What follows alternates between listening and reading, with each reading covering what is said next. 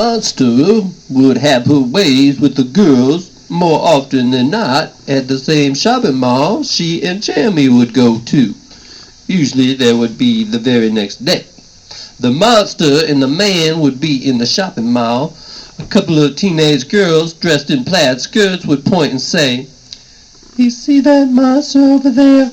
"Yeah," the other girl would say politely. "Well, that's the same monster that was in here last night, being such a monster with those two women. She was tickling them, pinching them, slapping them on the ass, biting them playfully, and had her hands full of their tits and everything." Ooh, T-T-P. And the girls would laugh and giggle to each other about all the fun the monster had been having. The monster would chuckle loudly, but to herself, "We really had a good time at Cherie's last night," she would say proudly as she lied through her teeth. "That redhead girl that likes you was there," she would tell the man. No one really liked the man. The monster just said that the girl liked him to rub it into Jeremy that no one really liked him, but sometimes Jeremy would fantasize that people liked him. He mostly fantasized about the redhead girl. But now this is getting to be a most gruesome monster story, isn't it? The monster punched the man playfully but very hard. "Try this dress on for me and fix the wedgie the way I like it, so I can see those cute little butt dimples. Oh, no. Here, try this dress instead. It's tighter, and put on a padded bra. You got the smallest tits I ever seen on a bitch," she would tell the man. Jeremy smiled. He was happy to have upset the monster and ruin even a little of her day, even for just a second. The monster licked 2 of her fingers and smacked the man on the back of the neck. "And hurry!" the monster growled loudly. The monster popped the top on her lower brow can of beer and lit her pipe. These things weren't allowed in the mall, but the monster never got caught because everyone just ignored the monster the best they could, or the monster would entertain them for the entire day and they wouldn't get any of their work chores done for that day. The man worked hard to get into the dress. His breasts had been getting bigger. He'd shoveled down the mac and cheese with big hopes.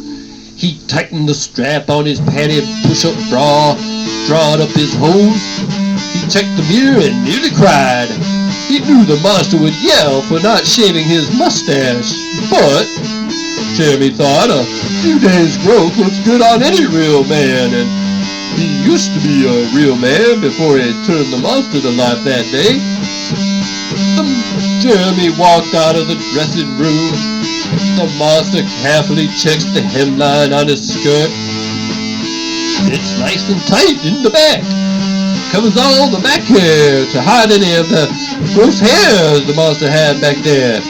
She really wants something nice to show off her most beautiful monster legs. She had a big party tonight and she really wanted to be looking suave in a new outfit. She always feels her best in a new outfit. Smell my breath and tell me if you smell puke, she tells Jeremy.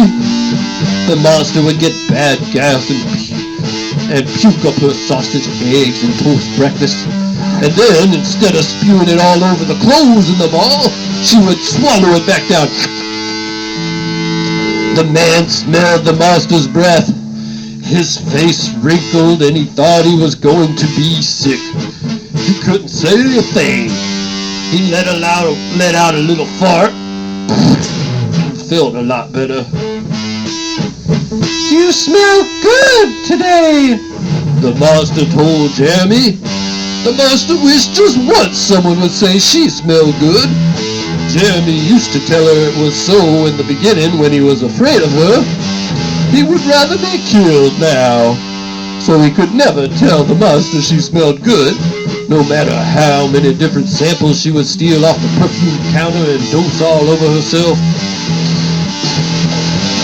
The monster decided to examine herself in the mirror. She screamed at Jeremy. "Hurry and take that dress off before you wrinkle it! And don't stretch it either!" she added. She turned back to the mirror for a good look. The monster's face was like an acne store. Every kind of pimple you would want to give someone else you hate was on display. She specialized in pus-filled sores. Bloody sores were another favorite. Infected, oozing craters, red blemishes, spotting, regular pimples, and red bumps. You could read monster across her forehead in a braille of pimples. One eye was very lazy, and the other very alert. The half-shut eye counted, though, so officially she was a two-eyed monster, or 1.5 lazy-eyed monster. Her front teeth were good and almost straight. The side teeth were black and rotting by this point. The monster's nose was a little wide for a person, but not for a monster. It was nice and petite. For a monster, she had petite little ears, too. Only 4 piercings in each one. The monster prided herself on her ears, something people could really like about her. That is, if they ever showed, because her hair usually covered them as much as possible. Her body had layers of fat, but she had big boobs, and that let people know she was a woman monster. She had a big fat ass and big short legs and tiny little feet. She clutched her arms up under her boobs and pulled them up high and examined them. "They look nice, sexy, and pretty," she thought to herself. Then she stood on her toes and turned to look at her butt. She arched her back while still holding her boobs up with her arms. She lifted her toes and stuck her butt out as far as possible. Jeremy couldn't tell what she was thinking, but she had a pleased look on her face, and it disgusted him. He tried to wish something bad or evil about the monster, but he couldn't get anything in his mind because his mind was screaming, "Oh, I hate her. She's so stupid. I wish I could escape from her," which was the same thought he had every time the monster looked in the mirror. This concludes part 2 of Jeremy and the One-Eyed Monster, or 1.5 Lazy-Eyed Monster.